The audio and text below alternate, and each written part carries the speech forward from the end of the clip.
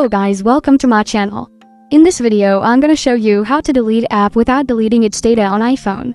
It is a fast and easy tutorial, so let's dive into it. To delete app without deleting its data on iPhone, you need to be in your settings. So on your app library, open the settings app. Here, scroll down until you see the option General. When you see it, tap to open. Here you have the following list of options: About, Software Update, AirDrop, AirPlay and Handoff, Picture-in-Picture, CarPlay, iPhone Storage, etc. So select iPhone Storage from the menu. A list of apps and how much storage they take up can be found here. If it takes a while, wait for the list to load completely. Now find the app that you wish to remove without erasing its data. Here, look for the Offload App option. Press the Offload App button now. Next, tap Offload once more. Pressing Offload App will allow the app to utilize less storage, possibly even freeing up cached data.